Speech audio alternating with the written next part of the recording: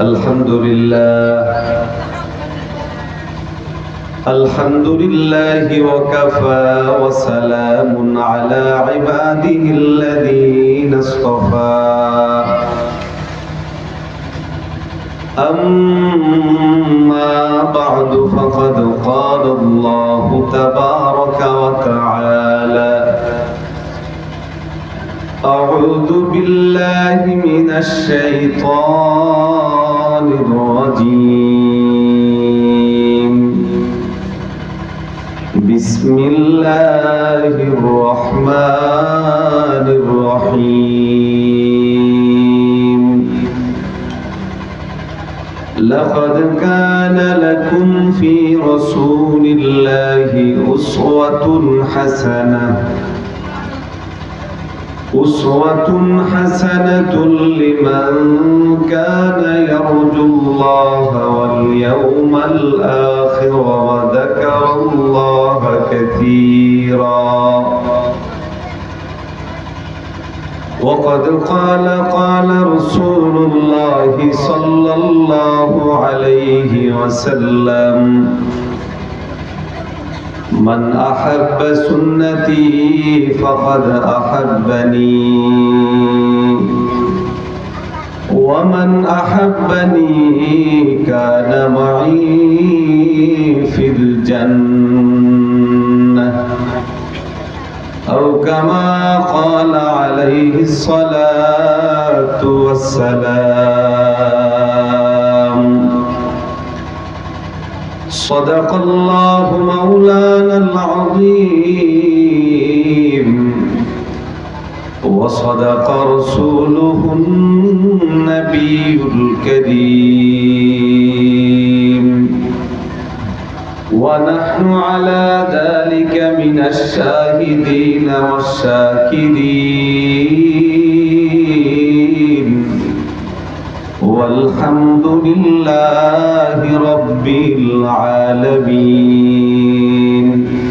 সবাই একটু মহব্বতের সাথে জিকির করি লা ইলাহা ইল্লাল্লাহ লা ইলাহা ইল্লাল্লাহ জোরে জোরে জোরে আওয়াজ করে বলি লা ইলাহা ইল্লাল্লাহ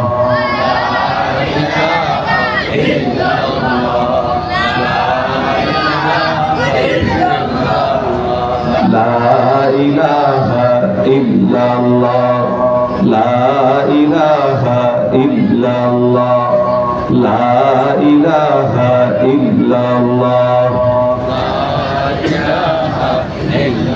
এতগুলো মানুষ কিন্তু আওয়াজ নাই, তার মানে এখনো জিন্দা হয় নাই। একটু আওয়াজ করে জোরে বলেন না লা ইলাহা ইল্লাল্লাহ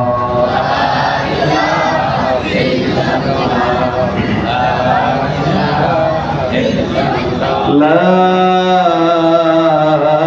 ইলাহা ইল্লাল্লাহ মুহাম্মাদুর রাসূলুল্লাহ সাল্লাল্লাহু আলাইহি ওয়াসাল্লাম। আলহামদুলিল্লাহ, রব্বে কারীমের দরবারে লাখো কোটি শুকরিয়া আদায় করছি, যিনি আমাদেরকে মহিউস সুন্নাহ ইসলামিয়া মাদ্রাসা ও এতিমখানা পশ্চিম দেবপুর এর উদ্যোগে আয়োজিত আজকের এই ৬৬তম বার্ষিক ইসলামী মহাসম্মেলনে আমাদেরকে আসার তৌফিক দান করেছেন। এই জন্য আমরা সকলেই মনোপ্রাণ খুলে বলি আলহামদুলিল্লাহ। আর একটু জোরে বলেন, আর একটু আওয়াজ করে বলেন না। সম্মানিত হাজিরিন, আমার আগেই আপনাদের সামনে অনেক বিজ্ঞ ওলামায়ে কেরামগণ অনেক গুরুত্বপূর্ণ আলোচনা রেখেছেন। আমাকেও দায়িত্ব দেওয়া হয়েছে কিছু কথা বলার জন্য, আমিও নিয়ত করেছি বলবো। বাকি আপনারা শুনবেন তো ইনশাআল্লাহ? রাজি তো? কারা কারা রাজি একটু হাত তুলে বলেন ইনশাআল্লাহ। নারে তাকবীর, নারে তাকবীর। বাকি ছোট্ট কয়েকটা অনুরোধ করে আলোচনা শুরু করি। আপনাদের ডানে বামে আমাদের অনেক ছোট বাবারা আছে, এই যে দেখেন পুরো একটা লড়াই চলতেছে। না, এত জোরে ধমক দিন, আরেকটু আসছে। ছোট্ট বাবারা, আমি ওয়াজ করব, তোমরা শুনবে না ইনশাআল্লাহ? জোরে বলো, শুনবে না ইনশাআল্লাহ? নাকি নিজেরা ডিসুম ডিসুম খেলবে? আচ্ছা, ঠিক আছে। আপনাদের আশেপাশে যারা আছে ওদেরকে একটু ভাগ করে নেন, যেন ডিসুম ডিসুম খেলতে না পারে।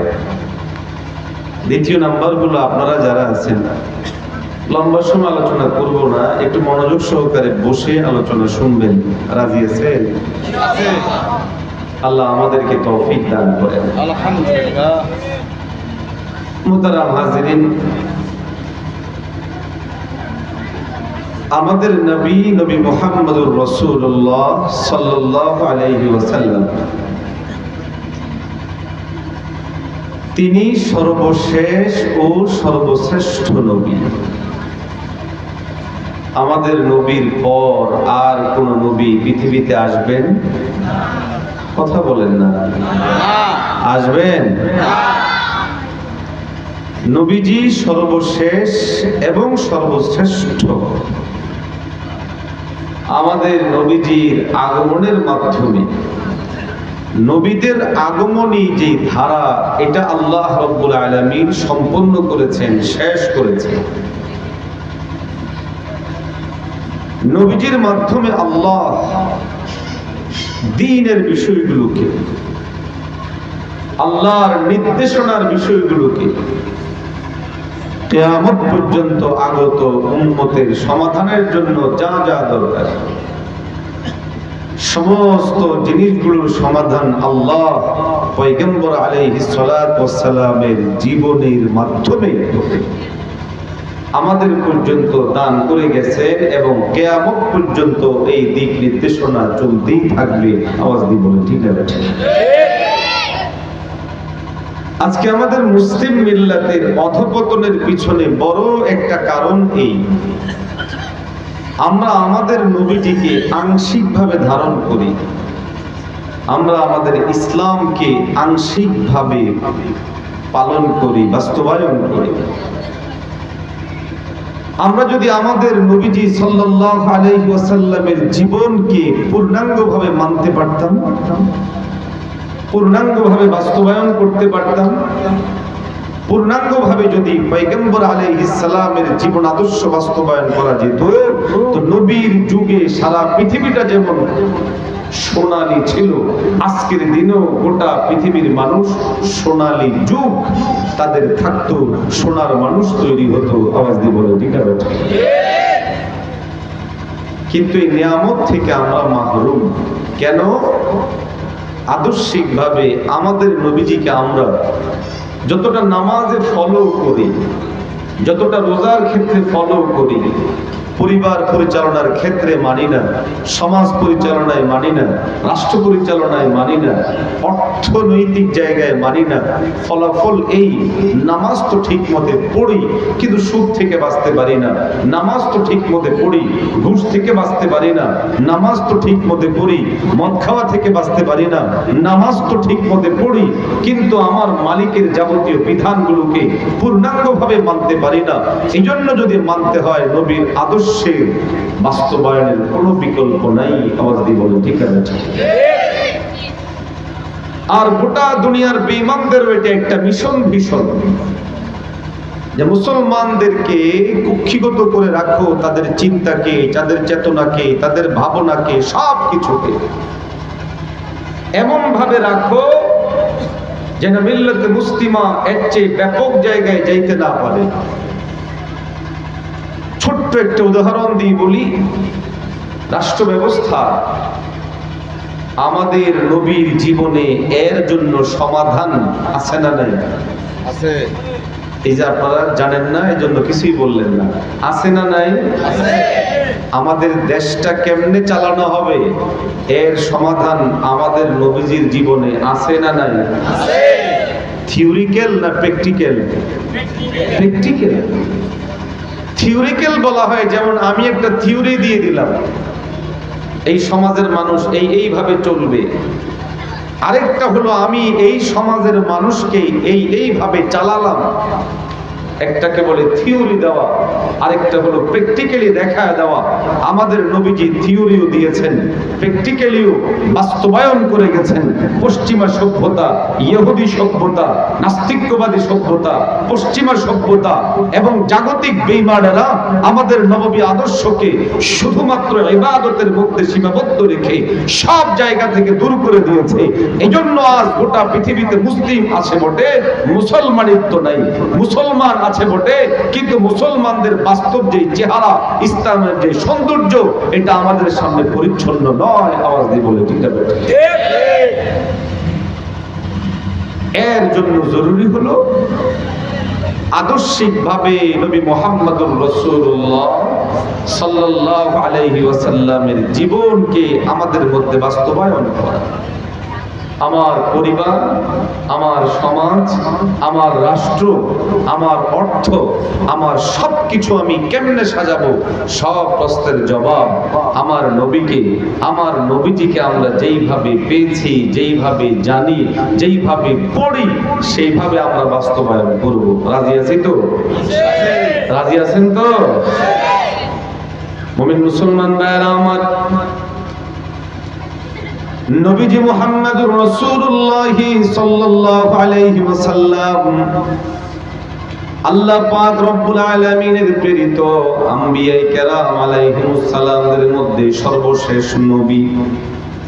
পয়গম্বর আলাইহিস সালাতু ওয়াস সালামকে প্রেরণের মাধ্যমে আল্লাহ পাক রব্বুল আলামিন ইসলামের যতগুলো বিধিবিধান, যতগুলো নিয়ম নীতি পদ্ধতি আছে, সমস্ত জিনিসগুলোকে প্র্যাকটিক্যালি আপনার আমার পর্যন্ত এমন ভাবে পৌঁছিয়ে দিয়ে গেছেন, যদি গোটা দুনিয়ার মানুষেরা পয়গম্বর আলাইহিস সালামের জীবনী মেনে চলেন, তাহলে আর মানব সমাজের, মানব সভ্যতার কোনো সমস্যা থাকবে না।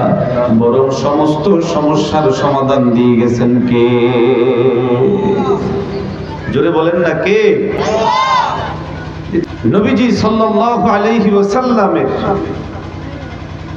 আদর্শ না বুঝা, আদর্শ বাস্তবায়নের গুরুত্ব না বুঝার কারণে মুসলমানদের আজ অধঃপতনের শেষ নাই। কোথাও ব্যক্তিগত জীবনে অধঃপতন, কোথাও সমাজ জীবনে, কোথাও রাষ্ট্র জীবনে, অথচ মুহাম্মদুর রাসূলুল্লাহ সাল্লাল্লাহু আলাইহি ওয়াসাল্লাম আমাদের জন্য সামগ্রিকভাবে মানব সভ্যতার প্রয়োজনীয় সমস্ত সমস্যাগুলোর সমাধান দিয়ে আল্লাহ পাক আমাদের নবীজিকে পৃথিবীর মধ্যে প্রেরণ করেছিলেন। আওয়াজ দিয়ে বলেন ঠিক আছে? মুমিন মুসলমান ভাইরা আমার, আল্লাহর হাবিব সাল্লাল্লাহু আলাইহি ওয়াসাল্লাম মানব সভ্যতার জন্য সব সমস্যার সমাধানগুলো তিনি নিয়ে এসেছেন। এই জন্য পৃথিবীতে যতক্ষণ পর্যন্ত মুসলমান পয়গম্বর আলাইহিস সালাতু ওয়াস সালামের বাস্তবায়ন করেছে আদর্শকে, অতদিন পর্যন্ত পৃথিবীর আনাচে কানাচে ইসলাম এত দ্রুত এবং চমৎকার ভাবে বিস্তার লাভ করেছিল। মাত্র অল্প কয়েক বছরের ব্যবধানে পৃথিবীর প্রায় অর্ধজাহান ইসলামী শাসনের আওতাধীন হলো। মুসলমান এই জায়গাগুলো দখল হয়েছে জোর জবরদস্তি করে নয়, খুন করে নয়, মারামারি করে নয়, বরং এই ব্যাপকভাবে ছড়িয়ে যাওয়া, এর পিছনে সবচেয়ে যে জিনিসটা ভূমিকা পালন করেছে, সেই জিনিসটা হলো আদর্শিকভাবে ইসলামের যে সৌন্দর্য, ওই সৌন্দর্যটাই সব মানুষের কাছে ব্যাপকভাবে ছড়িয়েছে, ব্যাপকভাবে ছড়িয়েছে। কিন্তু এখন আমাদের এটা একটা মৌলিক সমস্যা। নামাজ নবীজির মতো করে পড়বো, এটা আমরা বুঝি, কিন্তু সমাজ কিংবা রাষ্ট্র চালাবো আমাদের নবীজির মতো করে, ওইটা কোনো সম্ভব নেই। কিভাবে সম্ভব? আরে ভাই, যদি আমাদের মতো কোনো মানুষের লেখা সংবিধানে আমার বাংলাদেশ চলতে পারে, তাহলে আল্লাহর প্রদত্ত বিধানে এবং আমার নবীর প্রণীত সংবিধানে বাংলাদেশ সহ সারা পৃথিবী অবশ্যই চলতে পারবে। আওয়াজ দিয়ে বলে ঠিক না? ঠিক। কিন্তু আমরা আদর্শিক এই জায়গা থেকে দূরে।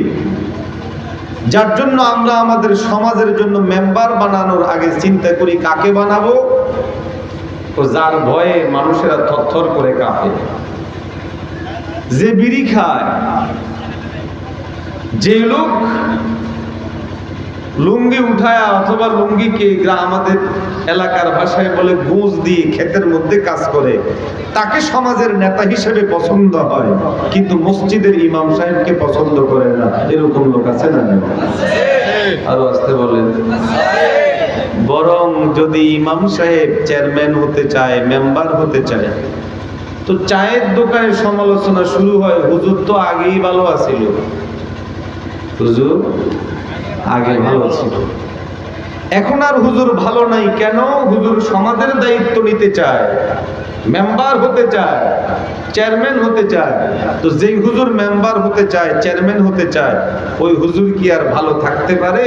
তো এই জন্য চেয়ারম্যানই মেম্বারিতে কোনো হুজুর যদি দাঁড়ায়, ওই হুজুরের ইমামতি আর থাকে না, হুজুর ওই মসজিদ থেকে বের করে দেয়। এরকম রেকর্ড আছে না নাই? আছে। কেন ভাই? সমাজ চালানো কি খারাপ? আরো আসতে বলে। এলাকার মেম্বার হওয়া কি খারাপ জিনিস? চেয়ারম্যান হওয়া কি খারাপ জিনিস? এমপি হওয়া কি খারাপ জিনিস? প্রশ্ন হলো, যদি খারাপ নাই হবে, তো আমার মসজিদের ইমাম ওই দায়িত্বে বসলে আমরা খারাপ মনে করি কেন? ওই দায়িত্বে বসতে চাইলে আর চোখে তাকাই কেন? ওই দায়িত্বে বসার জন্য আগ্রহ প্রকাশ করলে তাকে তার চাকরি থেকে আউট করি কেন? এর পিছনে বড় কারণ হলো আমাদের ব্রেইনে পরিষ্কার না। সমাজের মধ্যে আমরা ইসলাম খুঁজি না, রাষ্ট্রে আমরা ইসলাম খুঁজি না, রাষ্ট্র পরিচালনায় ইসলামকে আমরা বুঝি না, সুন্নত এখানে কি সেটা আমরা বুঝি না। ও ভাই, আমার নবীর সুন্নত যেমন নামাজের মধ্যে আছে, আমার নবীর সুন্নত সমাজেও আছে, রাষ্ট্র পরিচালনার মধ্যেও আছে। আওয়াজ দিয়ে বলে ঠিক না? ঠিক।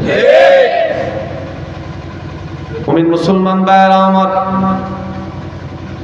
সুন্নতের সহজ পরিচয় হলো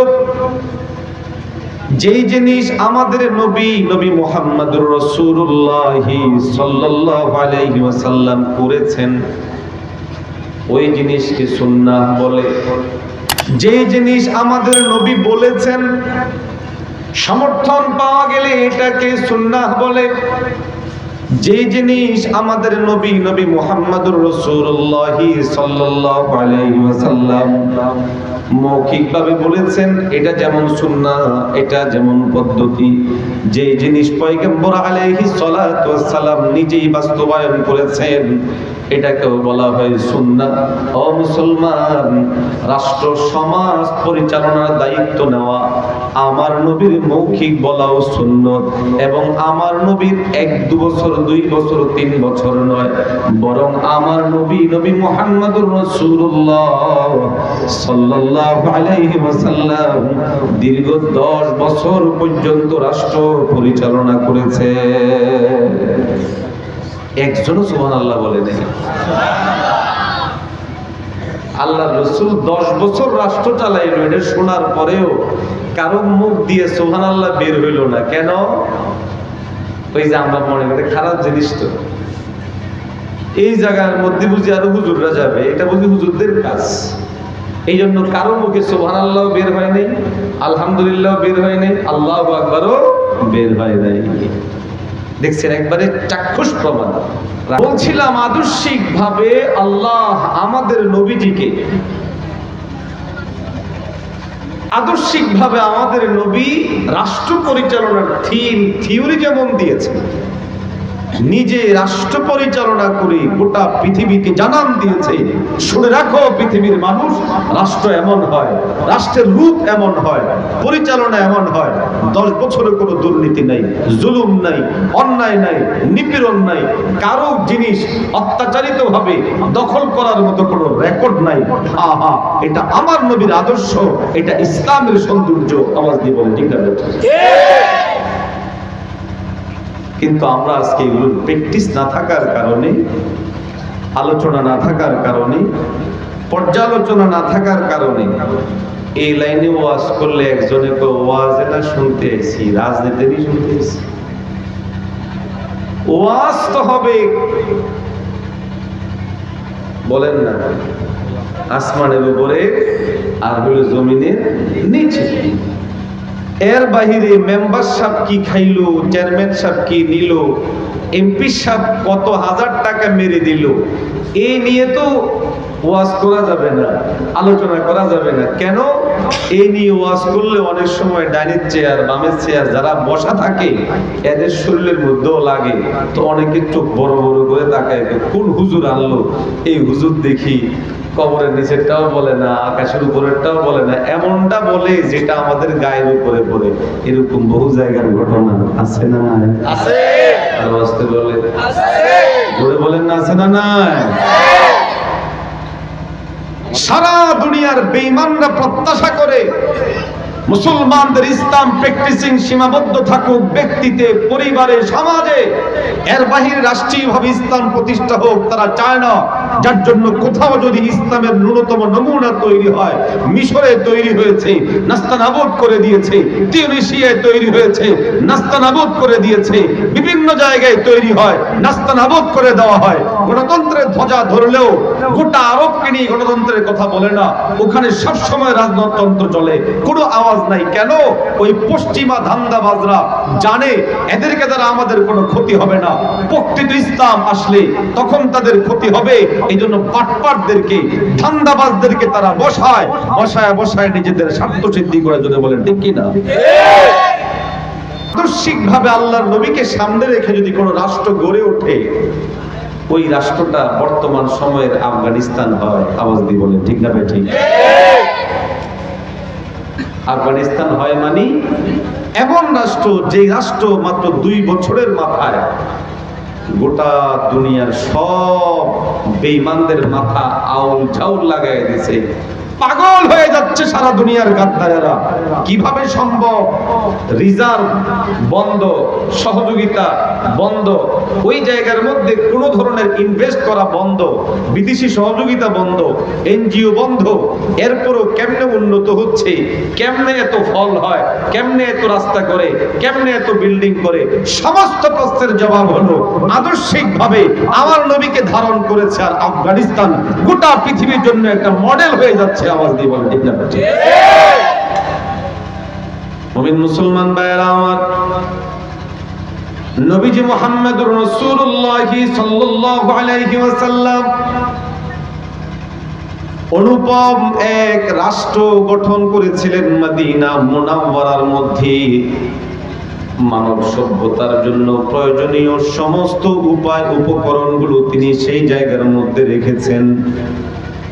পয়গম্বর আলাইহিস সালাতু ওয়াস সালাম রাষ্ট্রনায়ক ছিলেন, রাষ্ট্রপতি ছিলেন, রাজা ছিলেন। পয়গম্বর আলাইহিস সালাতু ওয়াস সালামের অধীনে বিচার বিভাগ ছিল। পয়গম্বর আলাইহিস সালাতু ওয়াস সালামের অধীনে বিশাল বড় সেনাবাহিনী ছিল। পয়গম্বর আলাইহিস সালাতু ওয়াস সালামের অধীনে বিশাল বড় রাষ্ট্রীয় কোষাগার ছিল। ও মুসলমান, সর্বপ্রথম আমাদের কলিজার টুকরা নবী, নবী মুহাম্মদুর রাসূলুল্লাহ সাল্লাল্লাহু আলাইহি ওয়াসাল্লাম গোটা পৃথিবীর মধ্যে সর্বপ্রথম লিখিতভাবে সংবিধান প্রণয়ন করেন। যেই সংবিধানের মধ্যে ধারা উপধারা মিলিয়ে 47 কিংবা 52টি ধারা উপধারা ছিল। সুতরাং পয়গম্বর আলাইহিস সালামের আদর্শ মানা ব্যতীত আমাদের আর ভিন্ন কোনো সমাধানের পথ হতে পারে না। পারে না? বলেন পারে না? মুসলমান ভাইরা আমার, আদর্শিক ভাবে নবী মুহাম্মদুর রাসূলুল্লাহ সাল্লাল্লাহু আলাইহি ওয়াসাল্লামকে ধারণ করে যদি সমাজ সাজানো যায়, রাষ্ট্র সাজানো যায়, তাহলে আমাদের নারীরা নিরাপদ থাকবে, আমাদের যুবকেরা নিরাপদ থাকবে, আমাদের তরুণেরা নিরাপদ থাকবে, আমাদের সমাজ সামাজিকতা সুন্দরভাবে চলবে, আমাদের বাবারা সুন্দরভাবে চলবে এবং আমাদের রাষ্ট্রটা প্রকৃত অর্থে সোনার বাংলায় পরিণত হবে। আওয়াজ দেন ঠিক নেই? প্রশ্ন হতে পারে কিভাবে, কেমন করে সম্ভব? মুসলমান ভাইরা আমার, আমাদের যে জায়গাগুলোর মধ্যে সমস্যা, এর মধ্যে একটা বড় ধরনের জায়গার নাম হলো বিচার বিভাগ, বিচার ব্যবস্থা। আজকে বাংলাদেশে অধিকাংশ অন্যায় অবিচারের পিছনে, জালেম তৈরি হওয়ার পিছনে বড় যে জায়গাটা ভূমিকা পালন করে সেটার নাম হলো আদালত। নামটা তো সুন্দর, কাজের জায়গাটাও সুন্দর, কিন্তু এই জায়গার মধ্যে ইনসাফ না থাকার কারণে, ন্যায় নীতি না থাকার কারণে, ক্ষমতার বলে ডান বাম করতে পারার সুযোগ থাকার কারণে দিনের পর দিন জুলুম অত্যাচার করে মানুষদেরকে ক্ষতি করে আবার পার পেয়ে যায়। এরকম মানুষ আছে না? না, নিজেদের অবৈধ কাজকে বৈধ করার জন্য ওখান থেকে আইন বানানো হয়। মুসলমান, পয়গম্বর আলাইহিস সালাতু ওয়াস সালামের মাধ্যমে আল্লাহ পাক রব্বুল আলামিন কালামুল্লাহের মধ্যে পরিষ্কার ভাবে ইরশাদ করে বলেন, ইনিল হুকমু ইল্লা লিল্লাহ। বিধান যদি চলতে হয় তাহলে বিধান চলবে একজনার। আওয়াজ দিয়ে বলেন তিনি কে? জমিন যার, বিধান তার। জমিন ও আল্লাহ। আওয়াজ দিয়ে বলেন বিধানও চলবে কার? আল্লাহ পাকের বিধান হলো এই, তোমাদের মধ্য থেকে কেউ যদি কাউকে আঘাত করো, কেউ যদি কারো উপর অন্যায় ভাবে আক্রমণ করো, জুলুম করো, অত্যাচার করো, নিপীড়ন করো, আঘাতের কারণে যদি ডাইরেক্ট মেরে ফেলো, আল্লাহ পাক বলে যে কেউ যদি অন্য কাউকে মেরে ফেললো তাহলে তাকেও মেরে ফেলা হবে, তাকেও শেষ করা হবে। আঘাত করার মাধ্যমে কেউ যদি কারো আঙ্গুলে আঘাত দেয়, ইসলাম বলে কিসাসের বিধান অনুযায়ী তাকেও আঙ্গুলের মধ্যে আঘাত দেওয়া হবে। কেউ যদি কারো চোখের মধ্যে আঘাত করে চোখ উপড়িয়ে ফেলে, ইসলাম বলে তার চোখটাকেও উপড়িয়ে ফেলা হবে। কেউ যদি কারো কান কেটে ফেলে, ইসলাম বলে তারও কান কেটে ফেলা হবে। কারো যদি শরীরের ভিন্ন কোনো অঙ্গহানি ঘটে, ইসলাম বলে তাকেও ওই অঙ্গটাকে নষ্ট করে দেওয়া হবে। এটা হলো ইসলামের বিধান। ও মুসলমান, যদি এই বিধান বাস্তবায়ন করা হতো, আমাদের সমাজে আজকে যেই অন্যায়গুলো চলে, যারা জবরদখলকারী, জোরবাজ, যাদের শক্তি আছে, শক্তিবাজ, শক্তিমান যারা মানুষের উপরে জুলুম করে, তাহলে তারা কোনোদিন মানুষের উপরে জুলুম করতো না। আরো আসতে বলেন, ঠিক না? কমে যেত না? অনেক। পয়গম্বর আলাইহিস সালাতু ওয়াস সালামের আদর্শ বাস্তবায়ন করা গেলে ধর্ষণ কমে যেত, নারী নির্যাতন কমে যেত। পয়গম্বর আলাইহিস সালাতু ওয়াস সালামের আদর্শ বাস্তবায়ন করা গেলে জবরদখল কমে যেত। পয়গম্বর আলাইহিস সালাতু ওয়াস সালামের আদর্শ বাস্তবায়ন করা গেলে বাবাদের উপর অত্যাচার, নিপীড়ন যেটা হয়, এইটা বন্ধ হয়ে যেত। আজকে আমাদের সমাজের বড় একটা সমস্যা তো এই দাঁড়িয়েছে, আমাদের সমাজে বহু বাবা, বহু মা দু চোখ দিয়ে অজর ধারায় পানি ছাড়েন। কেন? তার একমাত্র বড় কারণ হলো তার কলিজার টুকরা সন্তান ওই বাবাকে কিংবা ওই মায়ের উপরে এমন খারাপ আচরণ করে, যেই খারাপ আচরণ ভাষায় প্রকাশ করার মতো না। কলিজার টুকরা সন্তান কর্তৃক আচরণ হওয়ার কারণে না পারে সহ্য করতে, না পারে প্রকাশ করতে। সমাজের মধ্যে গিয়ে কি আদৌ আমি আমার ছেলের বিরুদ্ধে বিচার দায়ের করতে পারবো? না, না পারবো না। এটা এক ধরনের কষ্ট। ও মুসলমান, যদি ইসলাম থাকতো, যদি ইসলামী শাসন বাস্তবায়ন হতো, এই ধরনের অন্যায়গুলো হতো না। অন্যায় হলেও বিচার হয়ে গেলে সমাজের মধ্যে শান্তি প্রতিষ্ঠা হতো। আওয়াজ দেন ঠিক নেই? আল্লাহ পাক আব্বা আম্মা সম্পর্কে বলেন, লা তাকুল লাহুমা উফিন ওয়া লা তানহারহুমা ওয়া কুল লাহুমা কওলান কারীমা ওয়া খুফিদ লাহুমা জানাহায যুল্লি মিনার রাহমাহ ওয়া কুর রাব্বিরহামহুমা কামা রব্বায়ানি সগীরা। আল্লাহ পাক রব্বুল আলামিন কষ্ট দেওয়ার যতগুলো উপাদান আছে সবগুলোর ব্যাপারে আলাদা আলাদা করে নির্দেশনা জারি করেন। সন্তান বাবা মাকে কষ্ট দেয় মুখ দ্বারা, গালিগালাজ করে, কথাবার্তা বলে, অবজ্ঞা অবহেলা করে, কঠোর কথা বলে, নিন্দা করে। আল্লাহ পাক বলেন, ও পৃথিবীর সন্তানেরা শুনে রাখো, আমি আল্লাহর নির্দেশনা তোমাদের প্রতি এই, তোমাদের কোনো বুড়া বাবা মা যদি তোমাদের কাছে পৌঁছায় তো তোমরা তাদের সাথে সৎ ব্যবহার করবে, ভালো আচরণ করবে, কথা বলবে সভ্যশালীন ও ভদ্রভাবে, নম্রভাবে। তোমরা তাদের সাথে আচরণ করার ক্ষেত্রে নরম আচরণ করবে, উফ বলবে না, বিরক্ত হবে না, বিরক্ত বোধ করবে না। আল্লাহ পাক রব্বুল আলামিন কালামুল্লাহের মধ্যে বাবা মায়ের সাথে খেদমতের ব্যাপারে উৎসাহ দিচ্ছেন। আল্লাহ পাক পরিষ্কার ভাষায় বলছেন, মুখে যেমন সদাচরণ করবে, বদাচরণ করবে না, ঠিক তেমনি ভাবে আবার আল্লাহ পাক রব্বুল আলামিন কালামুল্লাহের মধ্যে আব্বা আম্মার জন্য মৌখিক ভাবে একটা ইবাদত দিয়ে দিচ্ছেন। সেই ইবাদতের নাম হলো দোয়া। তোমরা আল্লাহর কাছে দোয়া করো, রব্বিরহামহুমা কামা রব্বায়ানি সগীরা। আমাদের দুর্ভাগ্য যে আমরা ইসলাম পাইনি, ইসলাম বুঝিনি।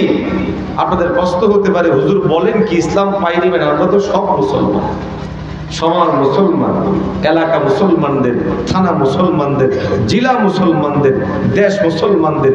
মুসলমানই পাইনি মানে এর উত্তর হলো ইসলামের যে মৌলিক সৌন্দর্য, রাষ্ট্রীয় সৌন্দর্য বিগত 53 বছরও আমরা পাইনি।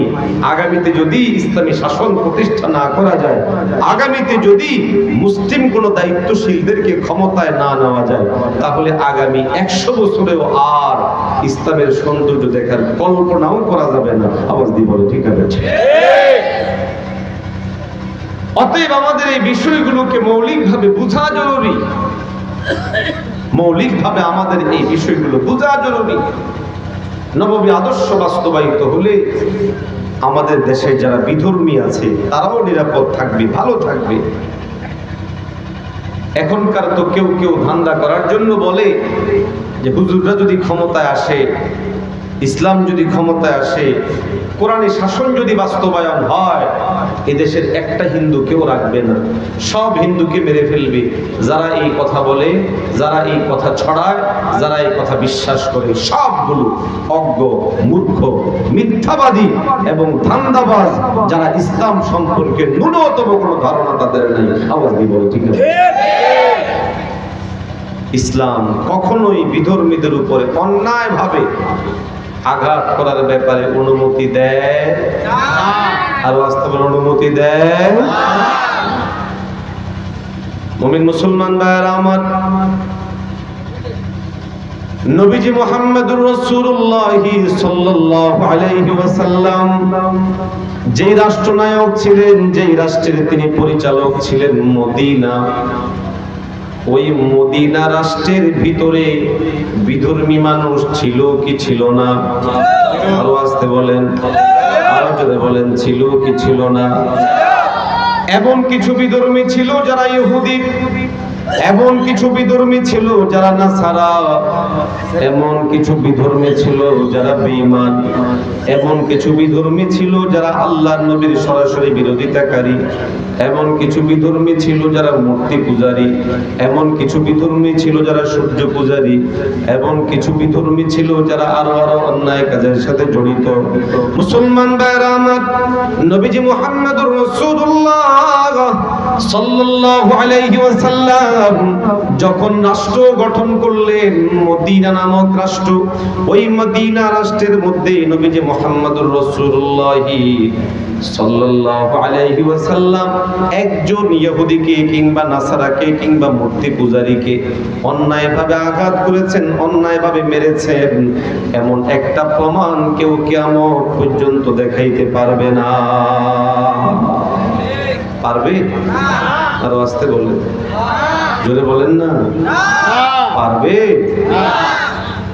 একটা প্রমাণ দেখাতে পারবে না, একটা প্রমাণ। বরং ইতিহাস সাক্ষী আমাদের নবী মুহাম্মদুর রাসূলুল্লাহ সাল্লাল্লাহু আলাইহি ওয়াসাল্লাম সর্বোচ্চ ছাড়, সর্বোচ্চ মায়া, সর্বোচ্চ দর্দ, সর্বোচ্চ পরিমাণ সমতার চেষ্টা করেছেন। যতক্ষণ পর্যন্ত ওই দিক থেকে কোনো অন্যায় না হয়েছে, যতক্ষণ পর্যন্ত ওই দিক থেকে কোনো খারাপ আচরণ না হয়েছে, ততক্ষণ পর্যন্ত আমাদের নবী কখনোই তাদের উপর আঘাত করেননি, আক্রমণ করেননি, হামলা করেননি, মামলা করেননি। বরং কখনো কখনো এমন হয়েছে দুশমনদের সাথে হাত মিলানোর পরেও আমাদের নবী মাফ করে দিয়েছেন। আওয়াজ দিয়ে বলে ঠিক আছে? ঠিক। মুসলমান ভাইরা আমার, আল্লাহর হাবিব সাল্লাল্লাহু আলাইহি ওয়াসাল্লাম এমন অনেক ঘটনা নবীজি জীবনে ঘটেছে। বিধর্মীরা যদি মারা যেত, পয়গম্বর আলাইহিস সালাতু ওয়াস সালাম তাদের পরিবারকে সান্ত্বনা দিতেন, এমন আচরণ তাদের সাথে করতেন যাতে করে পরিবারের লোকজন খুশি হয়, তাদের মন যেন নরম হয়। পয়গম্বর আলাইহিস সালাতু ওয়াস সালাম মানবিক জায়গা থেকে এই আচরণগুলো করতেন। যেমন ছোট্ট একটা উদাহরণ, কোন একজন ইহুদি মারা গেল, ইহুদির লাশ নিয়ে নবীজি সাল্লাল্লাহু আলাইহি ওয়াসাল্লামের সামনে দিয়ে যাওয়া হচ্ছিল। নবীজি সাল্লাল্লাহু আলাইহি ওয়াসাল্লাম দাঁড়িয়ে যান, সাহাবায়ে কেরাম হাত ধরে বোঝানোর জন্য বলেন, ইয়া রাসূলুল্লাহ হাদিহি জানাজাতু ইহুদিয়া, এটা তো একটা ইহুদির জানাজা, বেঈমানের জানাজা, আপনি কেন দাঁড়াচ্ছেন? আল্লাহর হাবিবের পরিষ্কার এবং স্বচ্ছ জবাব ছিল, আমার কলিজার টুকরা সাহাবারে, আলাইসাত বিনাফসিন, বুঝলাম এটা একটা ইহুদি, কিন্তু তোমরা বলো এটা কি একটা মানুষ নয়? এটা কি একটা মানুষ না? পয়গম্বর আলাইহিস সালাতু ওয়াস সালাম ইহুদিদের প্রতি এইভাবে সম্মাননা প্রদর্শন করে বুঝায় দিলেন ইসলামের কাছে হিন্দুরাও নিরাপদ, বৌদ্ধরাও নিরাপদ, খ্রিস্টানরাও নিরাপদ। আওয়াজ দেন ঠিক নেই?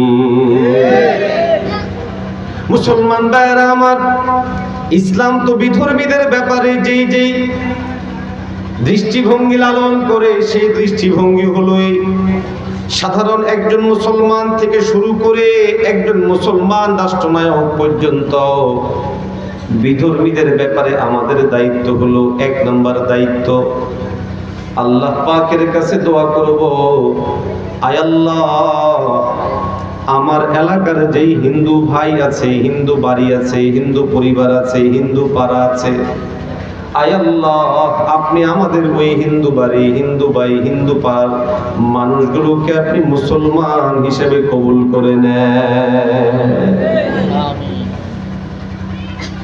এক নম্বর দায়িত্ব হলো দোয়া। প্রশ্ন হতে পারে প্রমাণ কি? প্রমাণ হলো নবীজি সাল্লাল্লাহু আলাইহি ওয়াসাল্লামের সেই ঐতিহাসিক দোয়া। আমার নবী আল্লাহর কাছে দোয়া করেছেন, আল্লাহুম্মা হদি কওমি। পয়গম্বর আলাইহিস সালাতু ওয়াস সালাম দোয়া করেছেন, আয় আল্লাহ আপনি আমার কওমের লোকগুলোকে হেদায়েত দেন। নবীর কওম কাদের ব্যাপারে দোয়া? যারা নবীজির উপরে অত্যাচার করেছে, নিপীড়ন করেছে, নবীজির গায়ে ধুলা মেরেছে, নবীজির গায়ে থুতু মেরেছে, নবীজি সাল্লাল্লাহু আলাইহি ওয়াসাল্লামের গায়ের মধ্যে পাথর নিক্ষেপ করেছে, পয়গম্বর আলাইহিস সালাতু ওয়াস সালামকে আঘাত করতে করতে রক্তাক্ত করে ফেলেছে। পয়গম্বর আলাইহিস সালাতু ওয়াস সালাম দুই চোখ দিয়ে রাস্তা দেখবেন এরকম অবস্থা নাই, গোটা শরীরের মধ্যে বালু, আঘাতের কারণে রক্ত। পয়গম্বর আলাইহিস সালাতু ওয়াস সালাম এর পরেও দাওয়াতি কাজ থেকে দূরে সরেননি, দোয়ার জায়গায় বদদোয়া করেননি। বাজারের মধ্যে পয়গম্বর আলাইহিস সালামকে আঘাত করা হলো, পয়গম্বর দৌড়িয়ে এসে বাজার থেকে যখন একটু বাহিরে আসলেন, পয়গম্বর আলাইহিস সালামের কলিজার টুকরা কন্যা সন্তান নবীজি সাল্লাল্লাহু আলাইহি ওয়াসাল্লামের অবস্থা দেখে বলে, আব্বা জান তারা আপনাকে মেরে ফেলবে, তারা আপনাকে নিঃশেষ করে ফেলবে। পয়গম্বর আলাইহিস সালাতু ওয়াস সালাম সান্ত্বনা দিয়ে বললেন, মা গো তারা এই যা কিছু করছে, এই সব কিছু করার পিছনে কারণ একটাই, তারা বোঝে না, তাদের বুঝ নাই। পয়গম্বর আলাইহিস সালাতু ওয়াস সালাম বারবার আল্লাহর কাছে দোয়া করেছেন, আল্লাহ আপনি আমার কওমের লোকগুলোরে আপনি হেদায়েত দেন, তারা জানে না, তারা বোঝে না, এই জন্য তারা আমার উপরে জুলুম করেছে। বদরের প্রান্তরে, উহুদের প্রান্তরে নবীজি মুহাম্মদুর রাসূলুল্লাহ সাল্লাল্লাহু আলাইহি ওয়াসাল্লামকে চতুর্দিক থেকে ঘিরে ধরে হামলা করা হলো। পয়গম্বর আলাইহিস সালাতু ওয়াস সালামের দান্দান মুবারক শহীদ হয়ে গেল, দাঁত পড়ে গেল, দাঁত দিয়ে রক্ত বের হচ্ছে। পয়গম্বর আলাইহিস সালামের মাথার মধ্যে শিরস্ত্রাণ ছিল, লৌহ বর্ম। এই লৌহ বর্ম শিরস্ত্রাণটার মধ্যে আঘাত পাওয়ার কারণে এটা ফেটে গেল।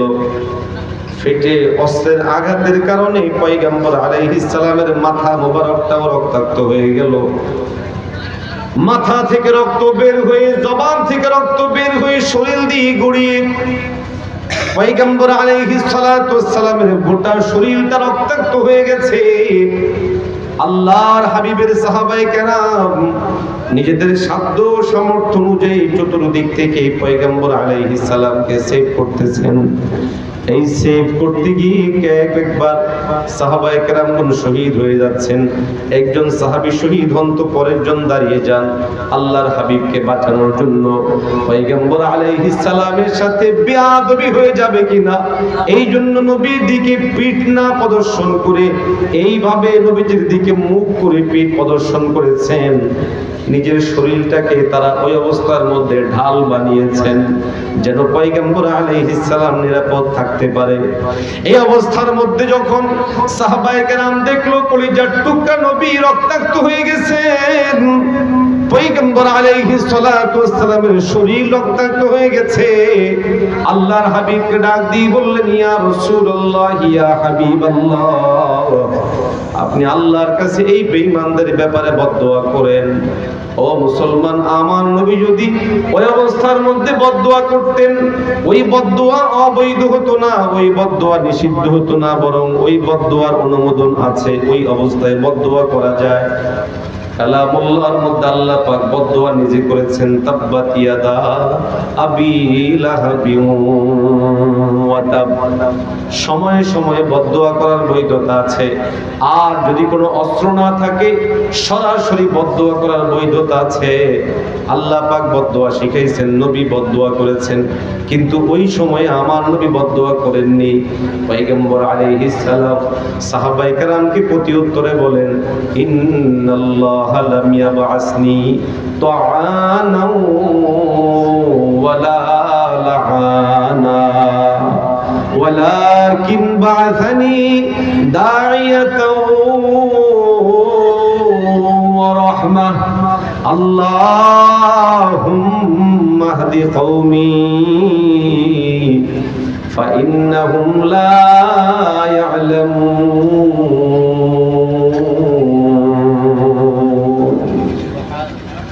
পয়গম্বর আলাইহিস সালাতু ওয়াস সালাম আল্লাহ পাকের কাছে দুই হাত তুললেন। তোলার আগে তার কলিজার টুকরা সাহাবায়ে কেরামদেরকে সান্ত্বনা দিয়ে বললেন, ও আমার সাহাবীরা শোনো, আল্লাহ পাক তো আমাকে কাউকে লানত করার জন্য পাঠান নাই, আল্লাহ পাক তো আমি কাউকে গালমন্দ করার জন্য পাঠান নাই। আল্লাহ আমাকে পাঠাইছেন দাঈ বানায়া, আল্লাহ আমাকে পাঠাইছেন রহমত হিসেবে। অতএব আমি বদদোয়া নয়, এই কথা বলে নবী হাত তুললেন আর দোয়া করলেন, আল্লাহুম্মা হদি কওমি, আয় আল্লাহ আপনি আমার কওমের লোকগুলোরে হেদায়েত দিয়ে দেন, আয় আল্লাহ আপনি আমার কওমের লোকগুলোরে হেদায়েত দিয়ে দেন। জোরে বলেন আল্লাহু আকবার। এটার নাম হলো ইসলাম, এটার নাম হলো ইসলামের সৌন্দর্য।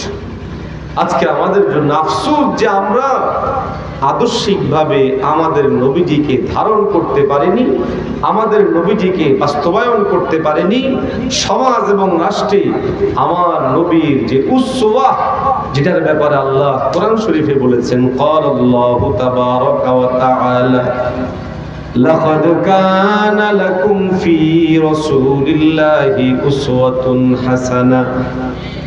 নবীজির চরিত্রের ব্যাপারে আল্লাহ পাকের পরিষ্কার বক্তব্য হলো, নিশ্চয়ই নবীজির জীবনের মধ্যে তোমাদের জন্য রয়েছে উত্তম আদর্শ। আওয়াজ দিয়ে বলেন ঘোষণাকার। এই উত্তম আদর্শ শুধু নামাজে নয়, এই উত্তম আদর্শ শুধু রোজায় নয়, এই উত্তম আদর্শ শুধুমাত্র হজ কিংবা যাকাতে নয়। নামাজের মধ্যে যেমন আদর্শ, রোজার মধ্যে আদর্শ, হজের মধ্যে আদর্শ, যাকাতের মধ্যে আদর্শ, সমাজ পরিচালনার মধ্যেও আদর্শ, রাষ্ট্র পরিচালনার ক্ষেত্রেও যিনি আদর্শ তিনি হলেন মুহাম্মাদুর রাসূলুল্লাহ। আওয়াজ দিয়ে বলেন ঠিক কিনা? অতএব পরিবর্তিত বাংলাদেশে আমাদের সিদ্ধান্ত নিতে হবে এইভাবে, আগামীর বাংলাদেশ যদি ইসলামের বাংলাদেশ চাই, আগামীর বাংলাদেশ যদি কোরআনী শাসনের বাংলাদেশ চাই, আগামীর দিনের যদি আমি ইসলামের সৌন্দর্য ভোগ করতে চাই, সমাজকে ভোগ করাইতে চাই, তাহলে আমার নবীর আদর্শ যার মাধ্যমে যেইভাবে বাস্তবায়িত হবে সেটা আমরা করব। রাজি আছি? নারে তাকবীর, নারে তাকবীর। যদি এটা চান তাহলে আপনাদের মাদ্রাসার মোতায়েম সাহেব হুজুরকে চেয়ারম্যান বানায় দেবেন, ইমাম সাহেব হুজুরকে এমপি বানায় দেবেন, খতিব সাহেব হুজুরকে মন্ত্রী বানায় দিবেন। পারবেন তো ইনশাআল্লাহ? ইনশাআল্লাহ। রাজি নেই? রাজি না? না হুজুরে পারবে না? পারবো।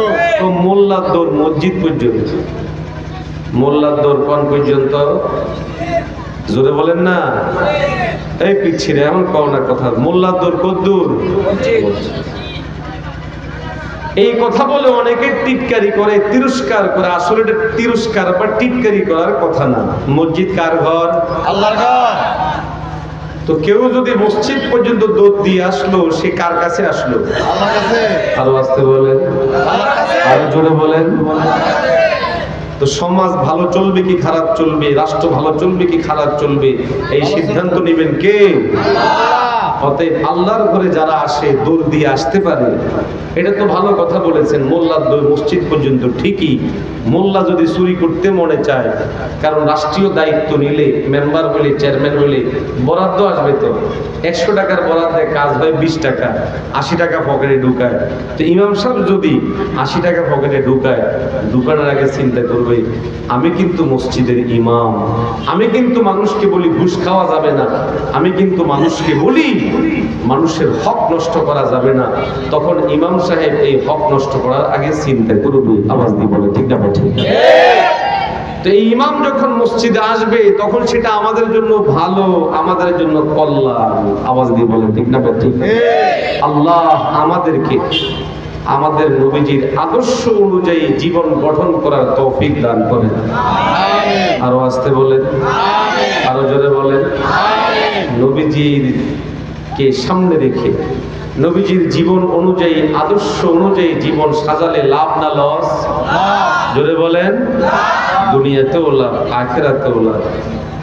আল্লাহর নবী বলেন মান আহাব্বা সুন্নতি ফাকাদ আহাব্বানি ওয়া মান আহাব্বানি কানা মাই ফিল জান্নাহ।